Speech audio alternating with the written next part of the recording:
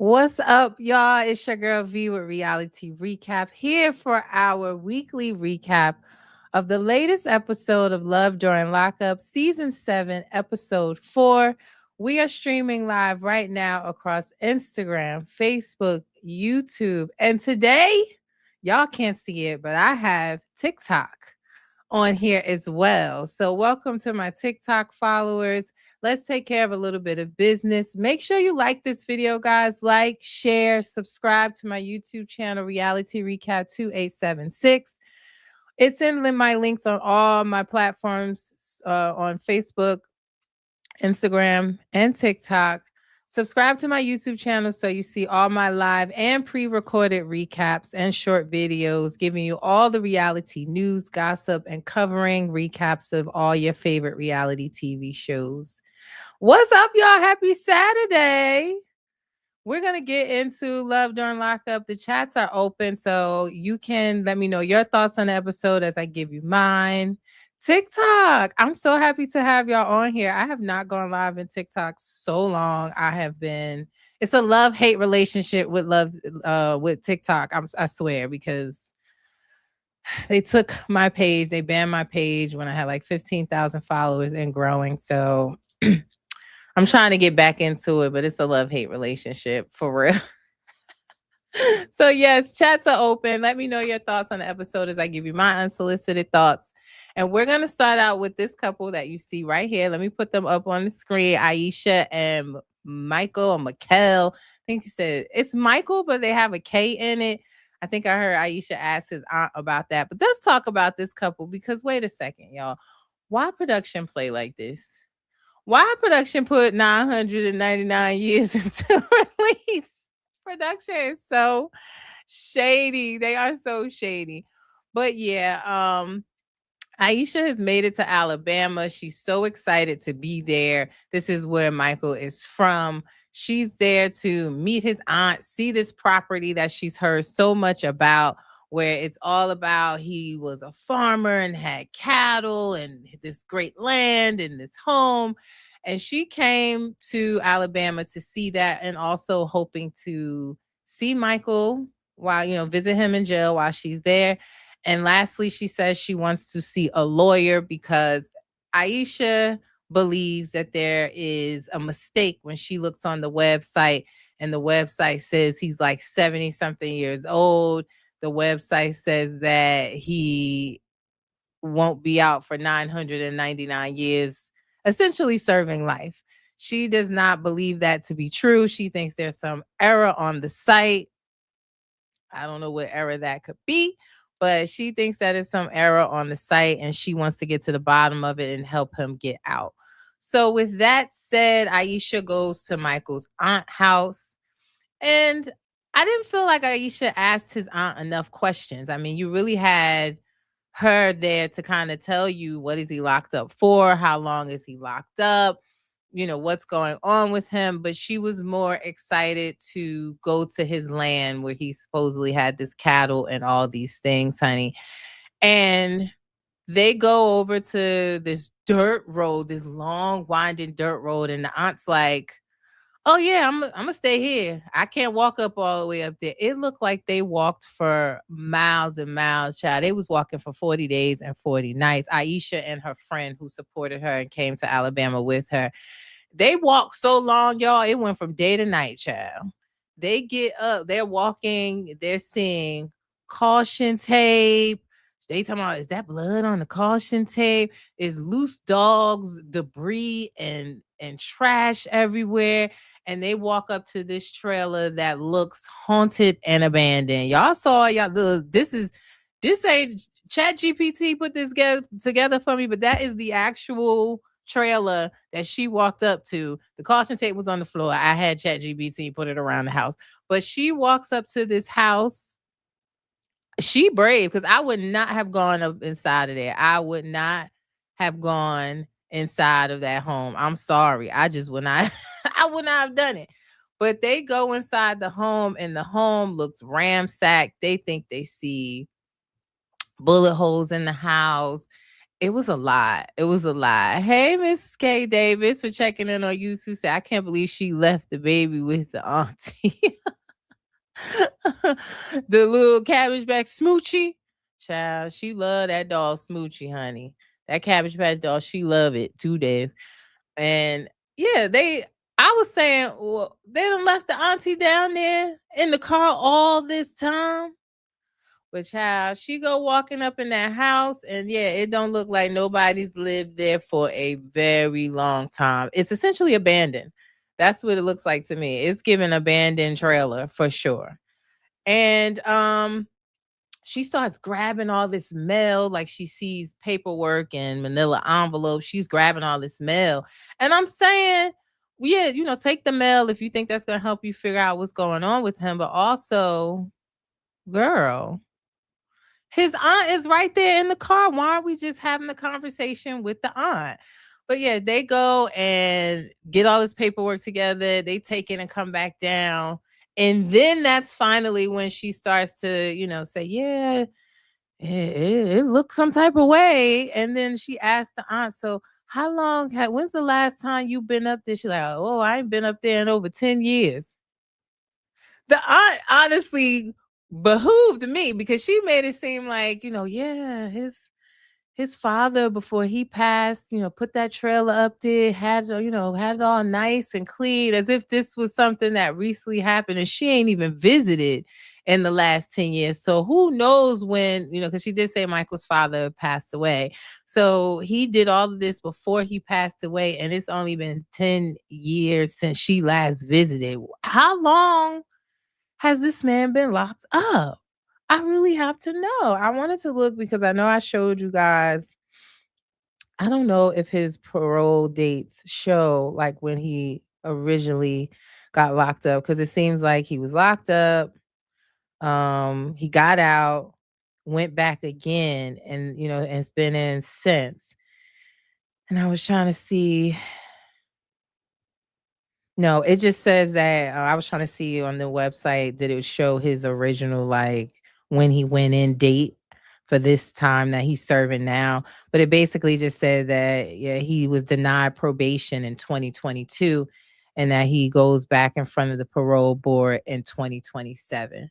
So, yeah, essentially she finds out from the aunt that the aunt says that he's not a hardened criminal. So what is he, like, medium hardened? Because he is serving life. But it's basically being said that from the aunt that he is a three-time offender. Like he had, there's like a three strikes you're outlaw in Alabama. I can believe it. Because these southern states don't play. You cannot be getting in trouble, especially as a black person in these states. They will fry your boots every chance they get. So it just seems like, whatever he did, he had three strikes and he is serving life at this time. Now, Ayesha might have a point, which maybe she can see a lawyer. Maybe she can see if laws have changed, if there's something, if his if his crimes aren't, I ain't gonna say that bad because you locked up, it's bad. But maybe if it's something non-violent, but I doubt it. I don't know. I honestly, I'm just hypothesizing at this point because Michael did say this last time he got locked up, it was a parole violation, and he was found with a little big blicky, little pew pew. So that's kind of serious. He alleged that something happened where he had his cattle on the farm and somebody stole the cattle, and he went to confront them, and that person told, he must have confronted him with that blicky. Look, that's just my thoughts and allegations, honey. But I don't know if she's gonna be able to get him out or what. I'm seated for this story to continue to unfold because Michael is very smart with his words. Like when he talks, he like, he don't really give much information. So I'm really interested in this story and see. Just said not was he medium hard. And I'm just trying to say, she said he ain't no hard criminal, but he's serving life, Jen. Like you don't serve life because you soft hardened, you're not a soft boiled egg here. What is she talking about? But yeah, I don't know if he's going to get out or what, but I am seated to see this story continue to unfold, honey. But let's move on to our next couple or thruple or wannabe thruple, according to Mumu.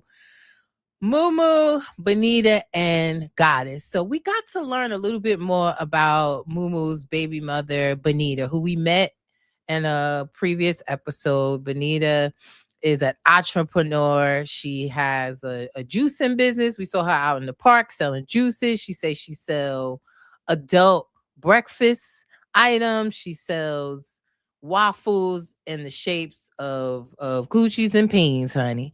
And she put she sell the waffle for the peen. She shape it like the peen and she put a sausage in it, honey. And she sells those as well. She shares a daughter with Mumu. He apparently proposed to Bonita before he got locked up, but he also met Goddess before he got locked up. Goddess was braiding his hair and he started a relationship with her as well. So he's been talking to both of them, telling them how he loves them. Bonita thinks he's going to come home to her and they're going to get married and she wants to have another baby with him. They just got a lot of plans and his only plan seems to be to try to merge them together and have a poly relationship. Good luck with that, Mumu.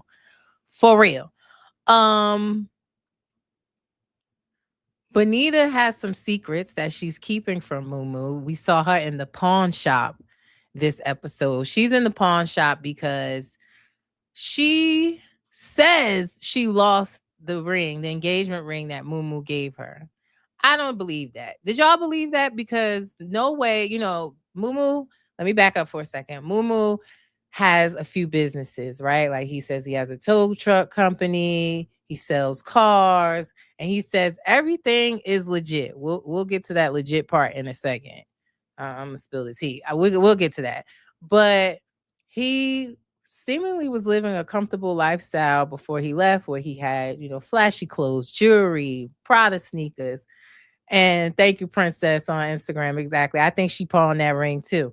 But Mumu left all this stuff at Bonita's house. He said an upward of $250,000 in clothes, jewelry, shoes, etc. He left with Bonita. Well, number one, Bonita done sold all the Mumu shit. She sold all of it. She said it was about 150,000. Maybe she got less than what it was originally worth, but she sold all his stuff and he doesn't know that yet. So Mumu's mother is planning to get a U-Haul to go get this stuff, and she gonna be done wasting her time with her 1999 a day rental because that shit is not there no more. It's not there. So not only did she sell all Mumu's stuff, she says that she lost her engagement ring. I don't believe that. There's no way you sold everything else, but then you decided to just up and lost the ring. I think she pawned the ring as well. Just my thoughts. So with that said, she's in the pawn shop where she believes he got the ring from. It was very scripted. I don't know if you can just go into a pawn shop and say, "Oh, my man bought a ring from here. He proposed on this date and his name is this." And they allegedly went and looked up the purchase and they saw the type of ring that he had bought from the pawn shop. Again, very not likely. I don't know if I believe that at all, but it's cold in this basement, y'all. Nose running. But yeah, so the guy goes back, he gets this ring that's supposed to be similar to the one that Mumu got Bonita. She looks at it like, "Oh yeah, let me get this one." He was like, "Yeah, it's about $5,000. She hit the floor and had the nerve to say, "If I knew he spent this much on the ring, I would have safeguarded it with my heart." I think she pawned it. And I'm saying, did you get got because you didn't know how much the ring was worth? Maybe she did lose it. I don't know, but it's not making any sense. But he says that the ring, the pawn man says that the ring was around this similar and it was about $5,000. She says, nah. She says she got 5,000. She don't want to spend that much. So she just wants a dupe, a Kubrick Zirconian's dupe. and he go ahead and get her to dupe, and she buy that for $67. And she like, woo, that's off my head. Now I just got to figure out how I'm going to come up with $150,000 worth of clothes. If you ain't want to spend that money on the ring and you buying the $67 ring, where you going to come up with all this money for these clothes you done sold? It's not making sense. Not to mention, Bonita, you could have kept your $67 because he ain't got no plans to marry you when he come home anyway. He ain't got no plans. And you selling all his stuff just gonna make it easier for him to try to leave you alone. So I don't know. I don't know, y'all. But yeah, she's trying to figure that out, and time is running out as his release is getting closer and closer. Goddess talks to him on the phone, and Goddess asks him again, does his baby mothers, because Mumu got 4 children by 4 different baby mamas. Bonita just one of 4.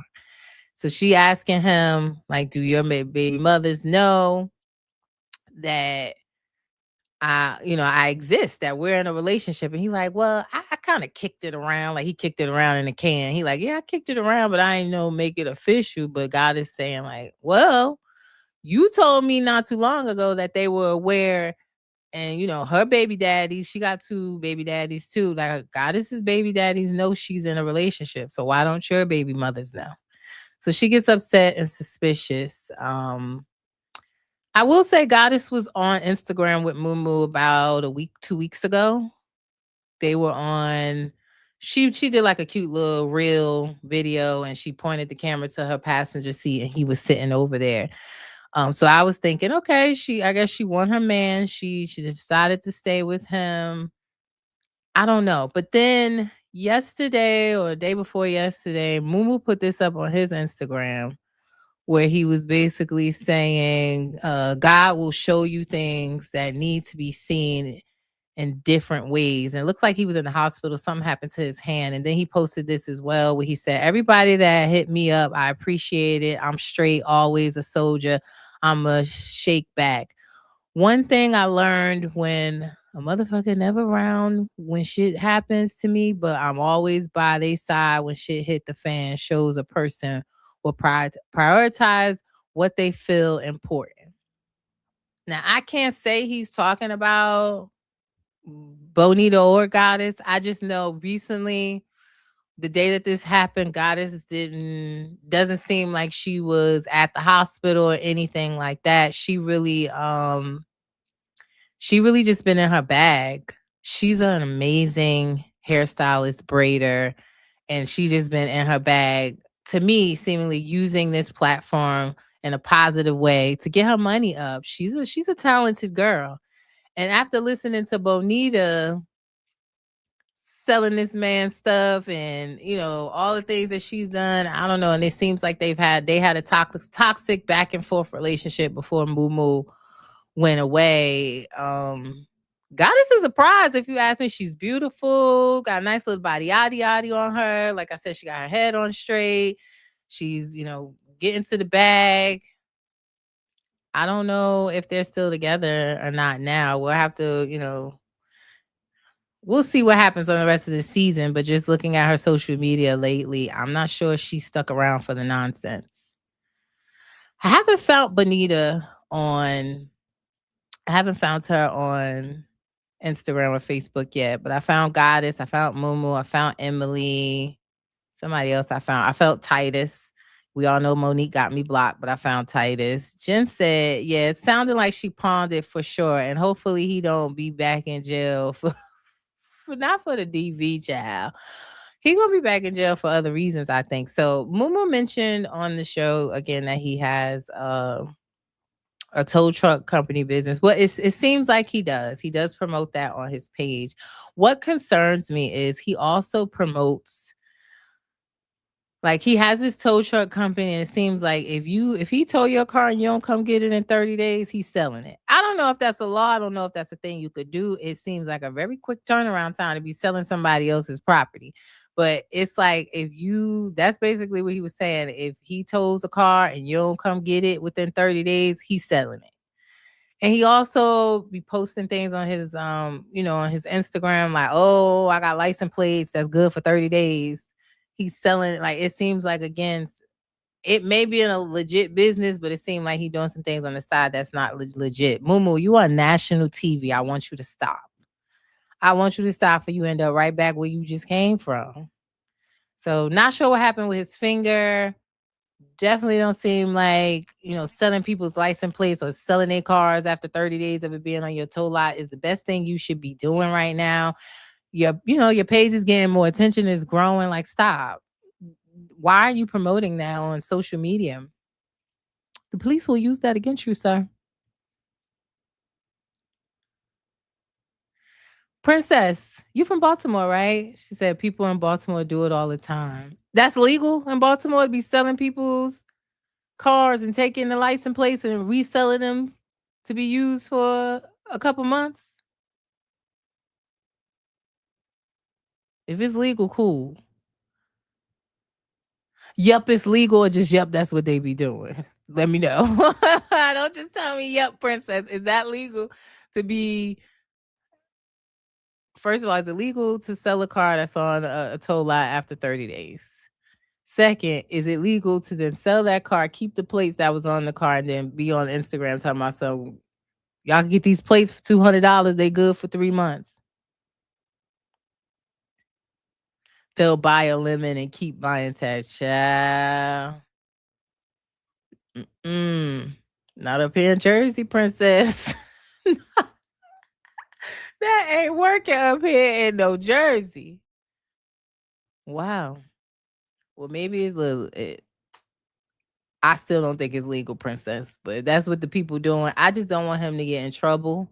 I don't want him to go back to jail. Like, he has children. It seems like he is a great father. I just don't. Just do the tow trucking. Why we gotta do all the other stuff?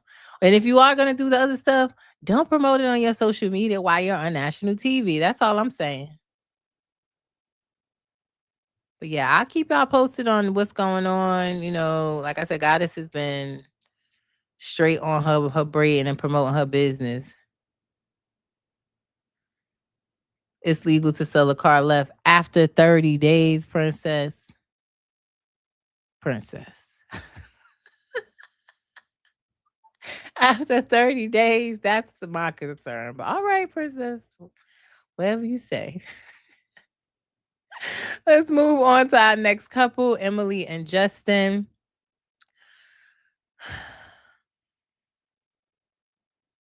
I have to, every episode when we talk about, or every recap when we talk about Emily and Justin, I always have to just remind folks, or if there's new people watching, that yes,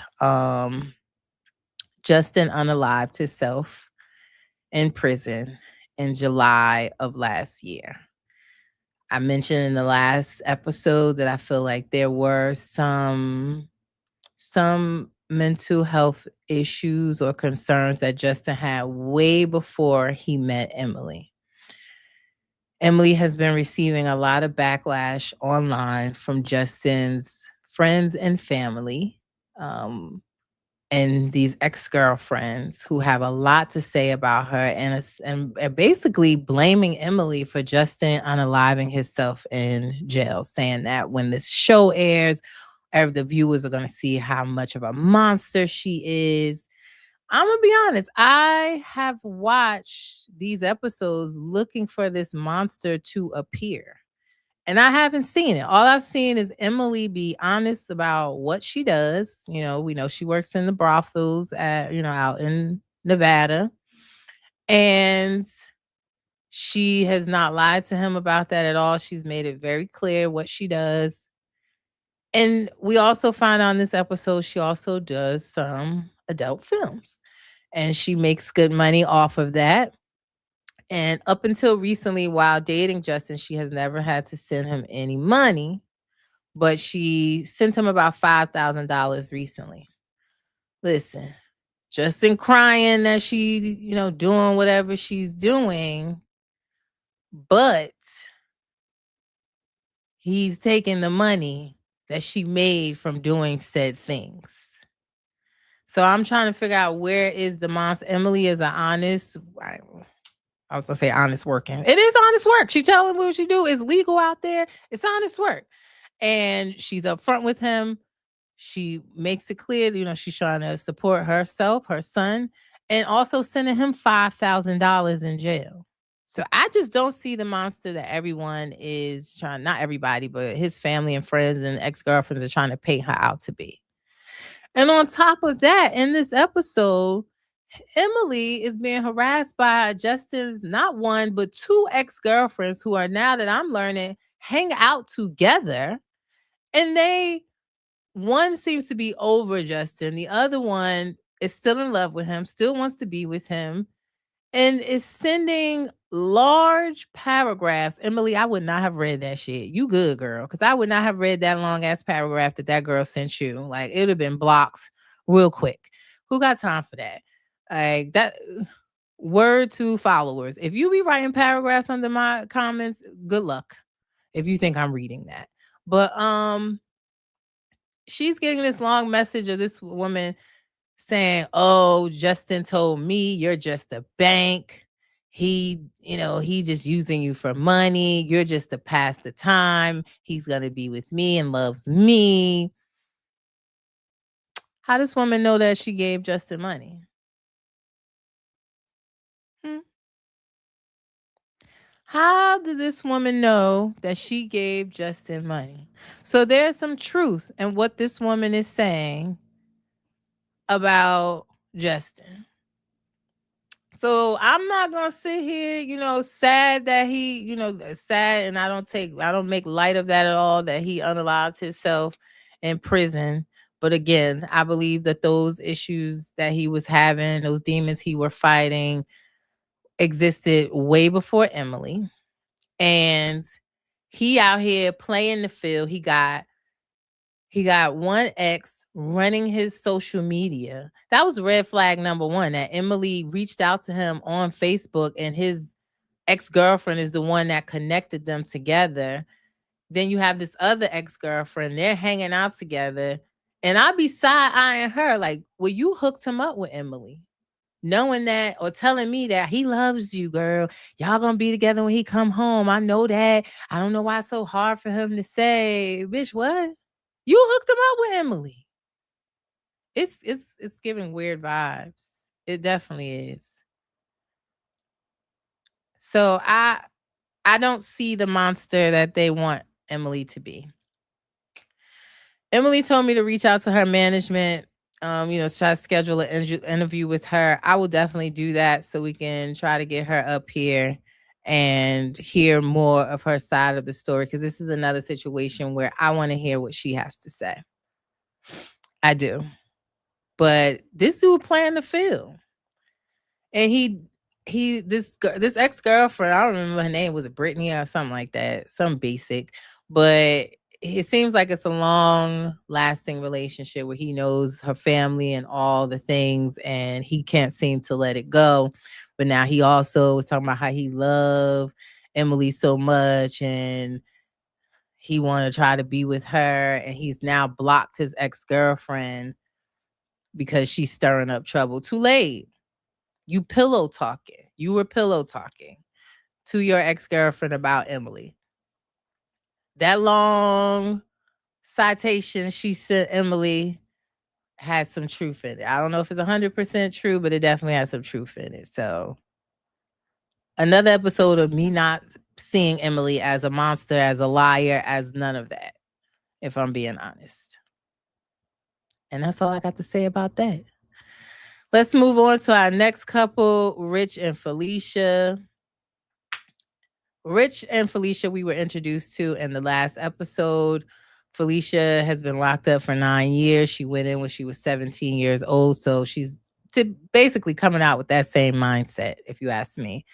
Rich has been married 2 times. He had a dream that he was dating somebody incarcerated, and that made him wake up. I told y'all, he woke up, got on his MacBook, and looked at pen pal sites and decided to look up some women to write with, and he found Felicia, and that's how they're dating. Well, Rich, I don't know now. Last time I was like, okay, maybe he is a player. He's been married twice. He's still, I think he's like, is he 30 or something? Not even 34, 32. And he's already been married twice. And I was thinking, well, maybe he a player. What do? But he went to see a psychic for the psychic to tell him should he waste his time or not, or is it a waste of time, I should say, waiting for Felicia to come home so that they can try to make things work. The psychic told him what she ain't telling him nothing we ain't been saying. He made like the psychic was giving him some profound information. It was like, oh, Felicia's she's withholding information from you. She's not telling you the whole truth. Duh. We know that already. She's a con artist, like the rest of the folks in jail when it comes to telling people what they want to hear, giving them that jail talk. Duh, she ain't being honest. But the Felicia told us, not the psychic. The psychic didn't tell him nothing specific. Just, oh, and you seem like you've been searching for love all this time, and you're search. She said he's searching for love, but then said that he's scared of love and happiness. I didn't get it. But he started crying in there with the psychic like she was giving him some revelation. Meanwhile, Felicia in her confessional letting us know that she has a boyfriend before she was locked up that was charged with unalive, and he has an unaliving charge, people, and that he getting out a month or two after she get out, and he probably gonna come out looking for her. Child. Rich about to be run, Rich, run. That's what the psychic should have said. She ain't see that in the future. She hiding something, all right. Good luck with that. I wouldn't play with that. Don't play with it. Don't play with it. Don't play with it. I wouldn't. So I don't know. But the psychic ain't want him good enough, if you ask me. There was no revelations there. It really wasn't. But he seemed to be drawn with what was said. It looks like in the upcoming episode, he may be going to visit her family or somebody's family, or maybe his own family. I know somebody asked him, are you officially divorced from his second marriage? And he seemingly got upset and walked out the house. So maybe he got some things to hide too, but it ain't no other girlfriend that's locked up on unaliving charges that's coming home in a month or two. My Lord. This is gonna be amazing. I can't wait. This season is shaping up to be a really, really good one that I hope then leads into Love After Lockup, where we continue with some of these couples. It has to. I need all of them. I need all of them on the next one. I don't want to let go of any of them. We only get a couple of them sometimes. Bring the whole cast. Ship them all over to Love After Lockup. The only one that might not be able to ship over to Love After Lockup is Michael doing 999 years. We ain't never going to get the Love After Lockup with him. But ship them all over there, please. Please, please, please. Because I need to meet this. I need to meet this ex-boyfriend for real. But yeah, last couple we're going to talk about is Kaylee and Michael. Kaylee and Michael are high school sweethearts that messed around before. He's been in and out of jail. This last sentencing or stint that he's done in jail, Kaylee decided to marry him while he was locked up. She has been financially supporting him, putting herself in a financial hole.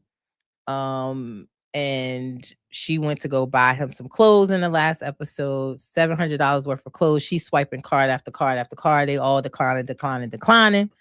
And her mom, who doesn't like Michael's mom and vice versa, is like, she helps her buy these $700 worth of clothes for this man. Because apparently he got expensive taste. You're not a drug dealer no more, Michael. At least you ain't now. So who's coming and buying $700 worth of clothes? Not me. Nope. You will get out and get these good sweatpants and get yourself together. But Kaylee has been affording his lifestyle in jail. He makes very specific requests. He wants special soaps and toiletries and blah, blah, blah, blah, blah, blah, blah. If you got it to do it for your family member or your loved one, cool. But to put that kind of pressure on someone that's a single mom, well, not single, they're married, but on the outside supporting 3-4 children her own, and then you are asking for this amount of things, crazy. Hey, Bionic Badass, thank you for checking in. But yeah, I I don't understand that.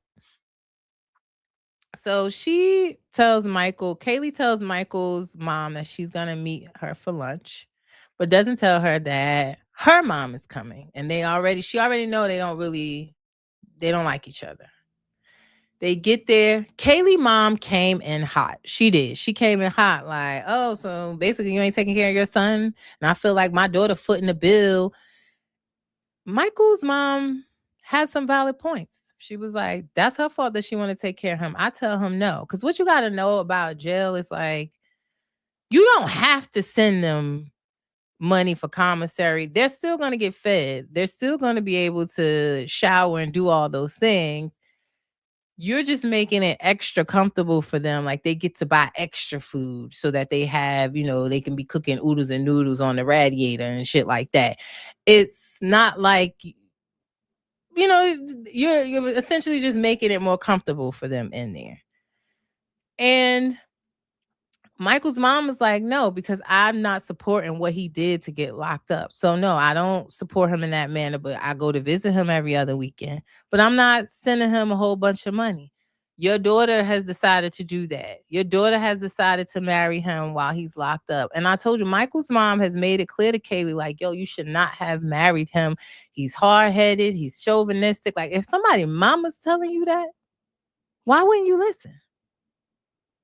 Why wouldn't you take heed to what his mama is telling you, but you ran off and married him anyway? But what had me cracking up is when she was like, well, your dork of a daughter decided to marry him. And she's sitting there like, oh, this isn't going well. Oh, I didn't expect it to go this bad. And they about to come to blows. Ay, ay, ay. Both moms have a different way of looking at things, and Kaylee mom's has a past.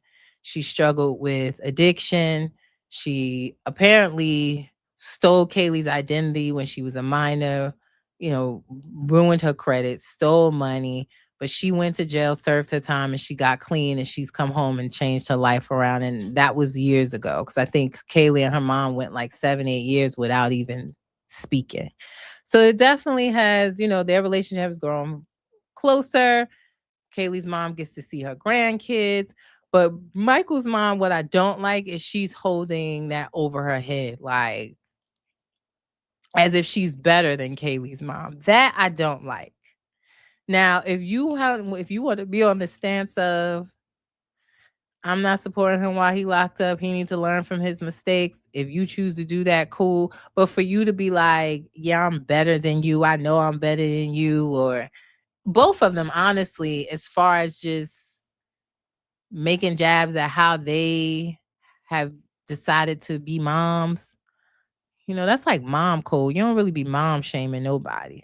So if the woman went to jail or she did some things in her past that, while she was struggling with her addiction that she's not proud of, but she's moved on from it, that don't make you better than nobody else.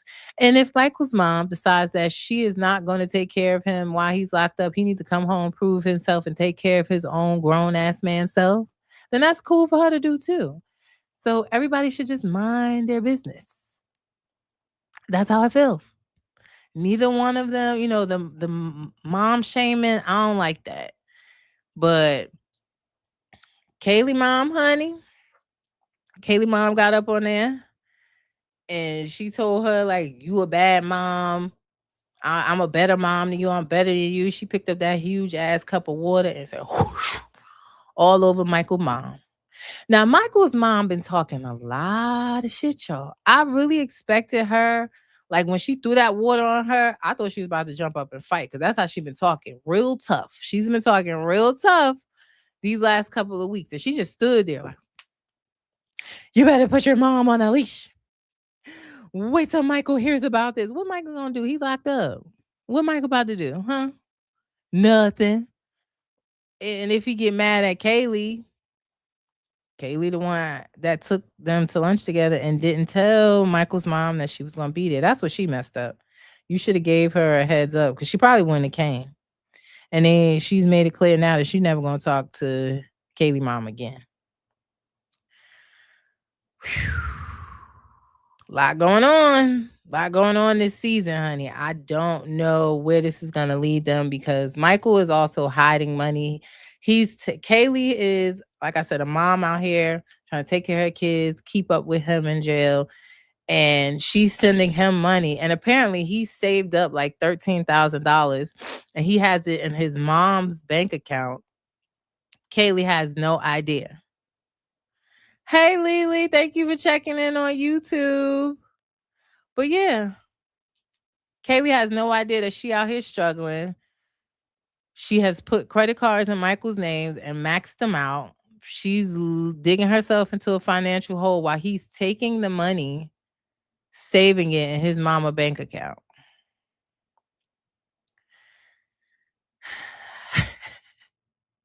I don't even say it no more. I'm no longer saying like, when are they gonna learn? When are they gonna stop trusting these inmates? Because if they did that, we wouldn't have a show. So let's keep up the nonsense, shall we? Let's do that.